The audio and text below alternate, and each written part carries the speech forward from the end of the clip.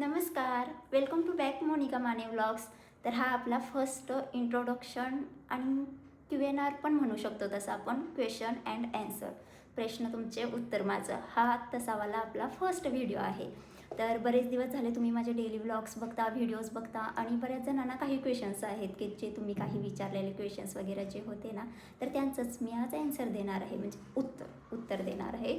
So तुम्ही जे काही क्वेश्चन्स मला विचारलेले होते ना, सो मी कोणाच्याही क्वेश्चनला अजिबात इग्नोर केलेलं नाही. तुमच्या सगळ्यांचे क्वेश्चन्स मी ह्या डायरीमध्ये नोट डाऊन करून ठेवलेले आहेत आणि प्रत्येकाने विचारलेल्या क्वेश्चनचा आज मी ती ॲन्सर देणार आहे. सो चला मी स्टार्ट करूया आपण. तर फर्स्ट मी माझं नेम सांगते जे काय आहे. तर माझं माहेरचं जे पूर्ण नाव आहे ते मोनिका महादेव बुर्ले आहे आणि सासरचं नाव आहे ते मोनिका बाजीराव माने आहे. पण मी अजूनही माझ्या पप्पांच्याच नावावरती आहे. माझ्या लग्नाला 7 वर्ष टोटली झालेली आहेत, पण अजूनही माझं नेम अजिबात चेंज झालं नाही, एकासुद्धा डॉक्युमेंटवरती नाही. लिटरली माझं मॅरेज सर्टिफिकेटसुद्धा माझ्या नवऱ्याने अजून काढलेलं नाही. एवढा माझा नवरा हौशी आहे गाईज, बरं का. सो जाऊ दे, अजून इथून पुढं मला माझी जर्नी वगैरे सगळं काही तुम्हाला समजत जाईल. सो आपण हा बेसिक इंट्रोडक्शनचा आपला व्हिडिओ आहे, क्वेश्चन अँड ॲन्सरचा आहे, तर त्याच्यावरतीच फोकस करूया. तर फर्स्ट क्वेश्चन आहे की तुझं गाव कोणतं आहे. तर मी सांगली जिल्ह्यात राहणारी, माझा माहेर सांगते पहिलं. तर मी सांगली जिल्ह्यातील तासगाव तालुक्यातील माझं तुर्ची हे गाव आहे आणि सासर माझं सांगली जिल्ह्यातीलच आहे, भिवघाट, जे की सगळ्यांना माहीत असेल, म्हणजे त्या भागातील जे लोक असतात ते तुम्हाला माहीत असेल भिवघाट. तर भिवघाटजवळचं जे करंजे गाव आहे, तर त्या गावात तुम्हाला दिलेलं आहे, ते माझं सासर आहे. तर दुसरा क्वेश्चन आहे की ताई तू वर्क फ्रॉम होम करतेस का. तर ऑलमोस्ट सगळ्यांना, काही जणांना माहीतच आहे आता की माझे डेली व्लॉग्स वगैरे बघताय, तर माझं ऑब्व्हियसली वर्क फ्रॉम होमच आहे, जे की अराऊंड मी 3 वर्ष झालं कंप्लीट, 3 ते 3.5 वर्ष होत आलेत मी वर्क फ्रॉम होमच करते. तर तू जॉबला कुठे आहे, सॉरी तू सध्या कुठे राहतेस. तर सध्या मी नवी मुंबईमध्ये पनवेलमध्ये वडगर ह्या एरियात, म्हणजे करंजाडे वडगर जो एरिया आहे ना, करंजाडे मोस्ट ऑफ द सगळ्या लोकांना माहीत असेल, तर वडगर तिथे एक एरिया आहे, तर तिथे मी राहते सध्याला. आणि ताई तू जॉबला कुठे आहेस. तर मी जॉबला ना मुंबईमध्ये अंधेरीला जॉबला आहे, अंधेरीमध्ये. सो मी जेव्हा मुंबईमध्ये, आम्ही नवी मुंबईमध्ये इथे शिफ्ट झालो आहे, आम्हाला अराऊंड 4 वर्ष झाली असतील, 4 ते 4.5 वर्ष झाली असतील. मी प्रॉपर गावची आहे बरं का, माझा जन्म गावाला झाला आहे, मी शिकले, एज्युकेशन वगैरे सगळं गावालाच झालेलं आहे. लग्न झाल्यानंतरही मी थोडे दिवस गावालाच होते. सो आत्ता आम्ही जॉब निमित्तानंच मी तर सेटल झालो आहे इकडे मुंबईमध्ये. आणि तसं म्हणायला गेलं तर माझं स्टार्टिंगला मी जेव्हा जॉईन केलं ना, तेव्हा माझं वर्क फ्रॉम ऑफिसच होतं. 7 महिने तर मी वर्क फ्रॉम ऑफिस केलेलं आहे आणि नंतर मला एक क्लायंट भेटला, तर त्या क्लायंट साईटला आत्ता सध्याला मला वर्क फ्रॉम होम आहे. सो माझा सध्या कम्फर्ट झोन झालेला आहे तो वर्क फ्रॉम होम. सो मी सध्या स्विच वगैरे मारायचं काय तर विचार नाही करत, कारण साईला बघून, घरातली कामं बघून आणि ऑफिसचं पण काम होतं आहे, आपलं करिअरही आपण ग्रो करू शकतो आहे, आणि त्यामुळे मी काही विचार करत नाही सध्या तर स्विच मारायचा वगैरे. सो ऑब्व्हियसली माझं वर्क फ्रॉम होमच आहे आणि मी अंधेरीला होते. सो पनवेल टू अंधेरी जे काही मुंबईमधलं लोकलने ट्रॅव्हलिंग करावं लागत होतं ना, लिटरली त्यावेळेस मी जे 7 महिने करत होते, एकतर मी गावाकडून आलेली मुलगी आणि 7 महिने मी तो ट्रॅव्हलिंग केलेला आहे ना, तेव्हा मला रिअलाईज होत होतं की मी असं, म्हणजे आता कुत्र्याचं जीवन जगते की काय यार, इतकं ते कसे लोक करत असतील मला माहीत नाही आहे. इतकं ट्रॅव्हलिंग वगैरे खूप इरिटेटिंग होतं. की ते पनवेलवरून ह्या आमच्या एरियापासून ते पनवेलपर्यंत जायलाच 15 ते 20 मिनटं लागत होते. पनवेल स्टेशनपासून ते कुर्ला स्टेशनला जायचं, कुर्ला स्टेशनवरून तिथून प्लॅटफॉर्मवरून उतरून तिकडे परत ते घाटकोपरची ट्रेन पकडायची, ते घाटकोपरला जायचं, घाटकोपरचा परत तो प्लॅटफॉर्मनं चढून वगैरे परत ती मेट्रो पकडायची आणि मेट्रोमधून मग मी टेक्नोमोरोड नाक्याला, तिथे माझं ऑफिस आहे आणि तिथून वॉकिंग डिस्टन्सवर 5 to 7 मिनिट डिस्टन्स आहे. सो हे एवढं सारं ट्रॅव्हलिंग करणं, जस्ट मी गावाकडून तेव्हा आलेली होती, माझ्यासाठी खूप इरिटेट गेलेलं आहे. सो मला आता अजिबात इंटरेस्ट नाही राहिला की मी परत असं वर्क फ्रॉम ऑफिस असेल तर, पण माहीत नाही पुढे परत चालू होईल की नाही वगैरे. पण सध्या तर माझी ती कपॅसिटी अजिबात नाही वर्क फ्रॉम ऑफिस करायची. सो सध्या माझं फुल्ली वर्क फ्रॉम होम आहे. नंतर सेकंड क्वेश्चन आपण बघू काय आहे, म्हणजे नेक्स्ट क्वेश्चन बघू काय आहे ती. तर ताई, मोस्ट जणांचा क्वेश्चन आहे की ताई तू जॉब काय करतेस, कोणता जॉब करतेस वगैरे. कारण सगळेजण डेली व्लॉग्स बघते तर सगळ्यांना असं म्हणजे वाटत असेल की हा घरून काही तर काम वगैरे आहे की काय, जे की आजकाल मोस्ट ऑफ द जे ॲड्स वगैरे असतात घरी बसून, हे इतके पैसे कमवा, तितके पैसे कमवा, घर बसल्या जॉब करा. तर मी तसं वगैरे काही नाही. माझा प्रॉपर प्रोफेशनलवाला जॉब आहे, जो की रोल मी तुम्हाला सांगते माझा. त्या जॉबमध्ये मी एक कॉर्पोरेट वर्कर आहे आणि तिथे माझा काय रोल आहे, मी IT कंपनीमध्ये आहे आणि तिथे माझा रोल आहे की सिनियर सॉफ्टवेअर टेस्टर हा आहे. सो माझा तो जॉब आहे. सो असा कोणताही वर्क फ्रॉम होम वगैरे ते देतात तो वाला नाही, प्रॉपर प्रोफेशनलवाला आहे.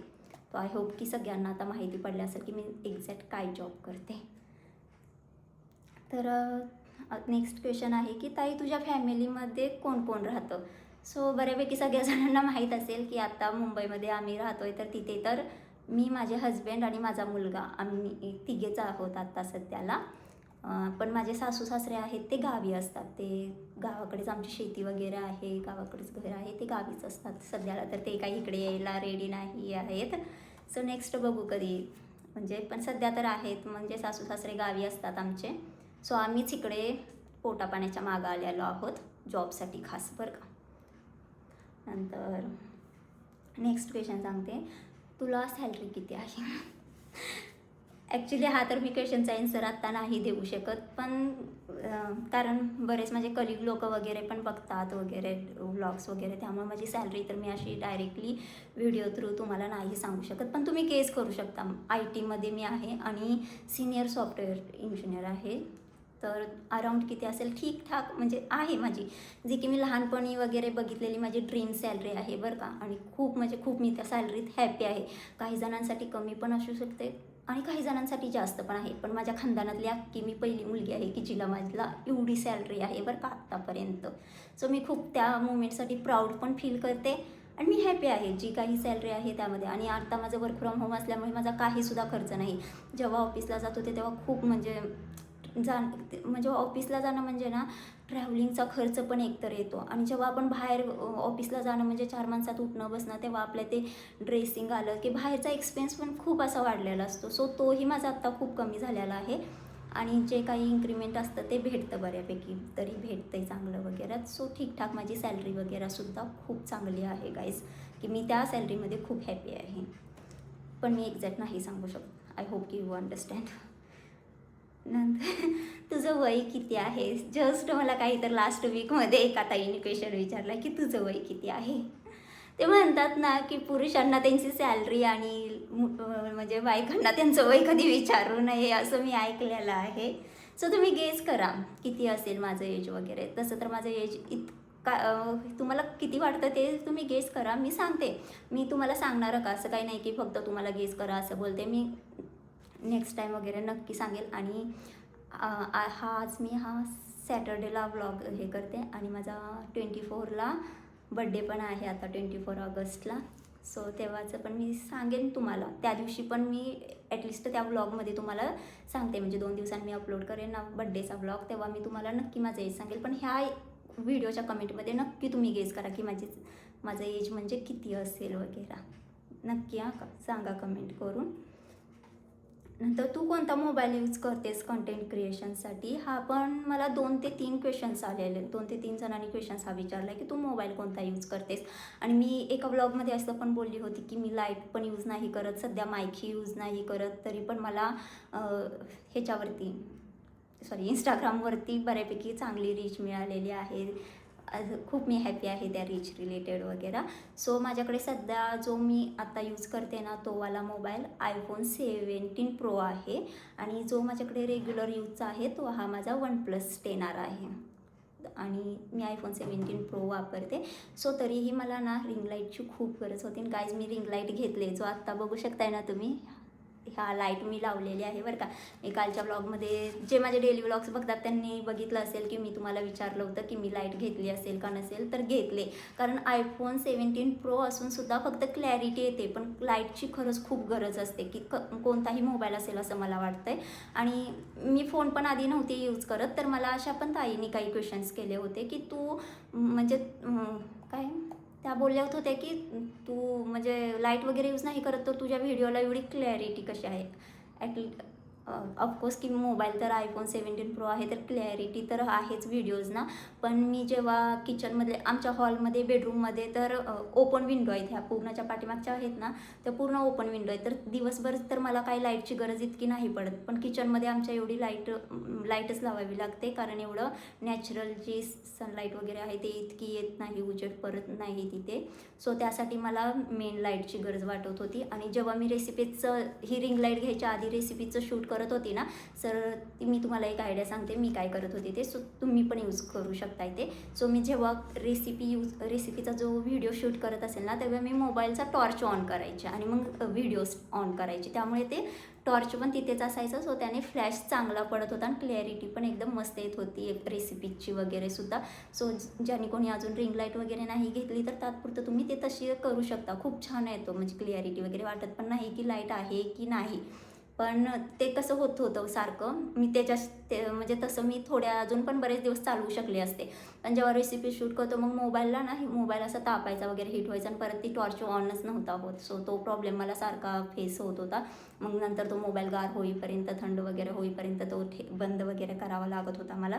सो मी बोलले जाऊ द्या आता आपल्याला इंस्टाग्रामवरती तर मला चांगली रीच मिळालेली आहे. कोलॅबरेशन्स वगैरे सुद्धा लिटरली इतक्या कमी वेळात यायला स्टार्ट होतील असं मला वाटलं नव्हतं, पण यायला लागले आहेत कोलॅबरेशन वगैरे सुद्धा. तर मी म्हटलं ठीक आहे आता आपण इन्व्हेस्ट करू शकतो. नंतर अजून एक क्वेश्चन होता की ताई तुझे व्लॉग्स खूप छान असतात, मी ही डेली व्लॉग्स बनवते पण व्ह्यूजच येत नाहीत तर काय करू मी. इंस्टाग्रामचा हा क्वेश्चन होता की व्ह्यूजच येत नाहीत वगैरे तर आम्ही काय करू वगैरे. सो आता ह्याच मी व्हिडिओमध्ये सांगत बसले तर मला ह्याच्यावरती लिटरली मला व्हिडिओ लॉंग किंवा ॲटलिस्ट सिरीज तरी मला स्टार्ट करायचे आहे, की मला सांगायचे आहेत खरंच मी जे अनुभवलेलं आहे ना की का व्ह्यूज येत नाहीत किंवा ज्या बारीक बारीक कन्सेप्ट आहेत ना त्या मला सांगायच्या आहेत तुमच्यापर्यंत, की जेणेकरून तुमचं पण अकाउंट चांगलं ग्रोथ वगैरे होईल. त्यासाठी पण मी सांगते ते नेक्स्ट व्हिडिओमध्ये वगैरे सांगते, कारण हा मी इंट्रोडक्शनचा आणि क्वेश्चन अँड आन्सर ठेवला आहे तर ह्यामध्येच एक्सप्लेन करत बसली तर त्याच्यावरती खूप मला बोलण्यासारखं आहे, खूप सांगण्यासारखं सुद्धा आहे की तुम्ही ह्या चुका करू नका, त्या करू नका. आणि बऱ्याच जणांना मी विचारलं सुद्धा होतं की तुम्हाला म्हणजे माहिती हवी असेल तर सांगा. त्या ब्लॉगवरती बऱ्याच जणांच्या कमेंट आलेत की त्यांना ग्रोसाठी म्हणजे त्यांना टिप्स हव्या आहेत, काय केलं मी, कसं माझं अकाउंट इतक्या कमी दिवसामध्ये अपडेट केलं. इंस्टाग्रामला माझे आत्ता सध्याला 1.5 महिन्यामध्ये 18,800 आहेत, म्हणजे 200च कमी 19,000 होऊन जातील. तर मला खरंच खूप लिटरली खूप लवकर ग्रोथ भेटलेली आहे. आणि इंस्टाग्रामचं माझं अकाउंट मॉनिटाईज होण्याच्या आधीच मला कोलॅबरेशनसुद्धा यायला स्टार्ट झालेत. सो सध्याला कोलॅबरेशन पण यायला लागलेत भरपूर. मी खूप हॅपी आहे. सो मी तुम्हालासुद्धा नक्की सांगेल, कारण मी त्या सिच्युएशनमधून लिटरली गेले की इतकं आपण मेहनत करतो डेली व्लॉग्स हा तर सगळ्यात जास्त किचकट व्लॉगचा म्हणजे एक कंटेंटचा टाईप असतो ना जो आपण म्हणतो, तर खूप तो कंटेंट डेली ब्लॉगचा किचकट आहे. कारण दिवसभर काय करतो, दिवसभर सगळ्या मोमेंट कॅप्चर करा, किती वेळ त्यामध्ये जातो.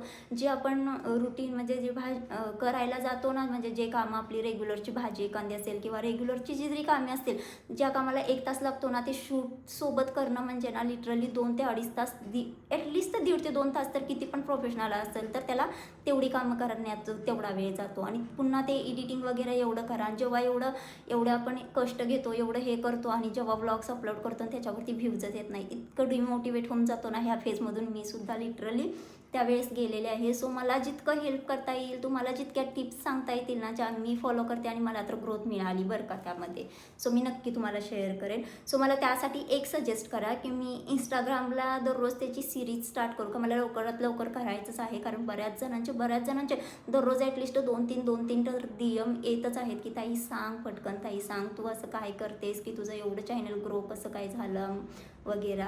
तर मी नक्की सांगेन. फक्त एवढं सजेस्ट करा की मी म्हणजे हे एपिसोड थ्रू स्टार्ट करू की मी यूट्यूबवरती एकच व्हिडिओ बनवून त्याच्यामध्ये सगळं कवर करू, ते मला तुम्ही सांगा नक्की व्हिडिओच्या कमेंटमध्ये. सो मी नक्की सांगेन.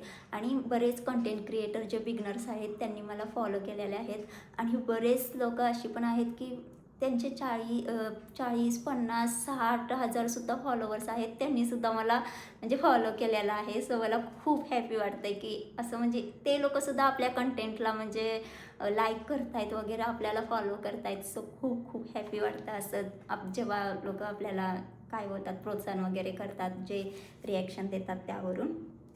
तर नेक्स्ट क्वेश्चन आहे की मोस्ट डिमांडिंग क्वेश्चन आहे आणि बरेच जण पर्सनली येऊन हा क्वेश्चन मला विचारतायत की तू म्हणजे हे कंटेंट क्रिएशन का स्टार्ट केलेलं आहे, तुला का वाटलं की हे व्लॉगिंग वगैरे स्टार्ट करावं.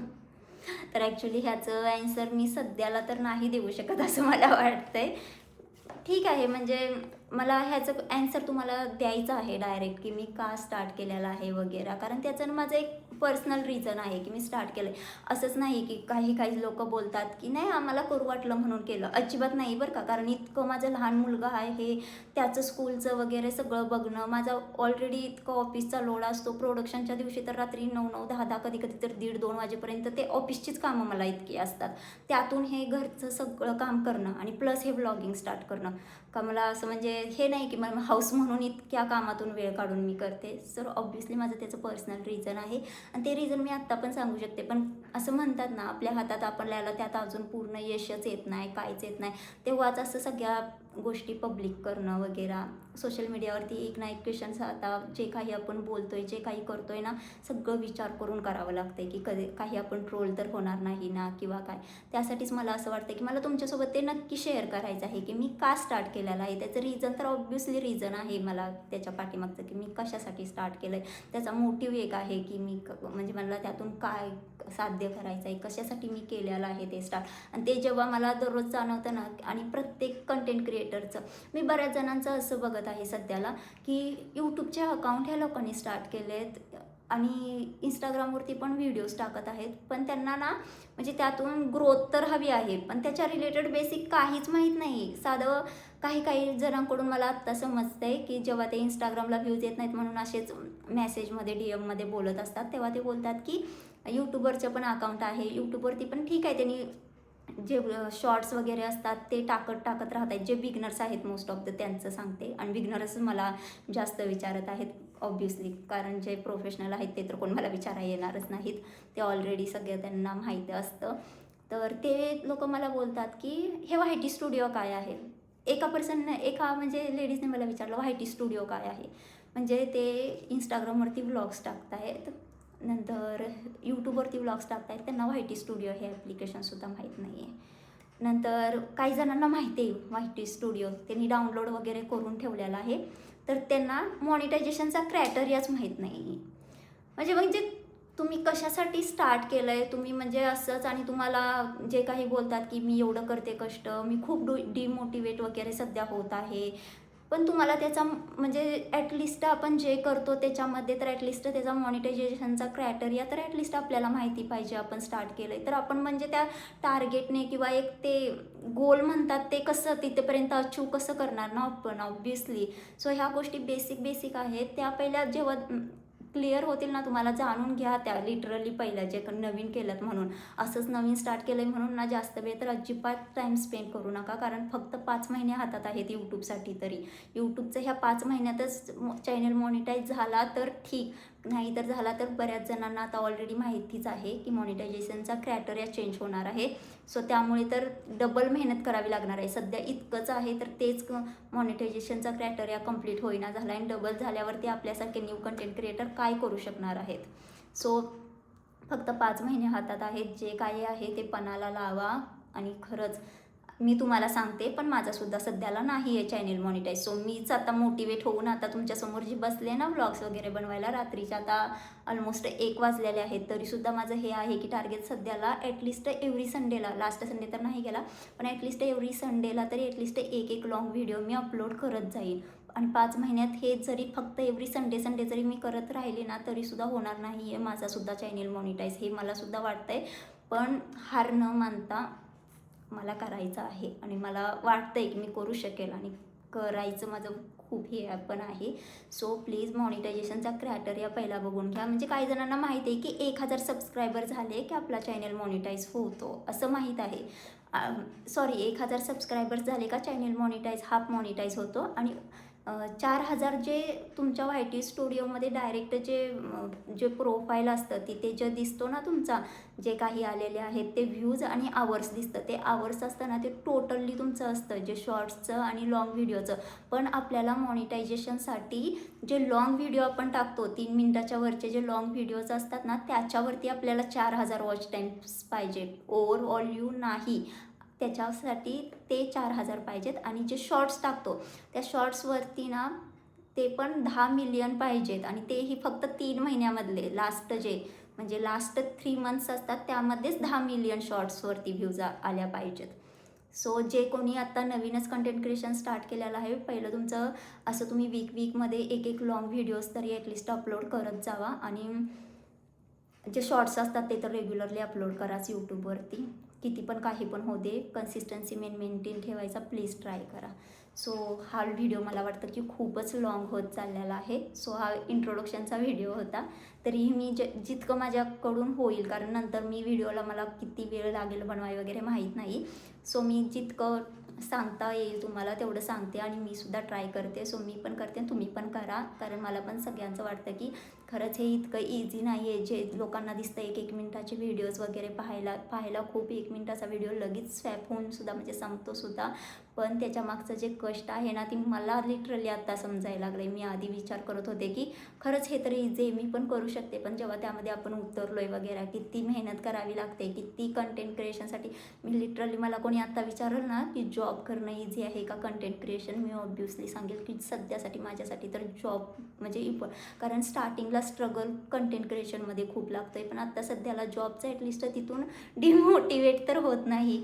कसं का असे ना, काही का असे ना, मंथली सॅलरी तरी हातात येते, पण हे काही कंटेंट क्रिएशनचं सध्याला रात्रंदिवसभर पण ते करा, डोक्यात तेच असतं की उद्या काय व्लॉग टाकायचा, नक्की कंटेंट तरी काय टाकायचा, ते क्लिपा जरी शूट केल्या तरी पण त्याला बोलायचं काय, व्हॉइस ओव्हर त्याच्यासाठी किती अटेम्प्ट द्यावे लागतात. आणि त्याच्यावरती कोणीतरी येऊन डिमोटिवेट कमेंट वगैरे तर काही ना केल्या तर ते पण सध्याला लकीली मला अजून तरी काही नाही अशा कमेंट्स वगैरे फेस कराव्या लागल्या. पण ठीक आहे, नंतर आपल्याला करावंही लागेल तेही.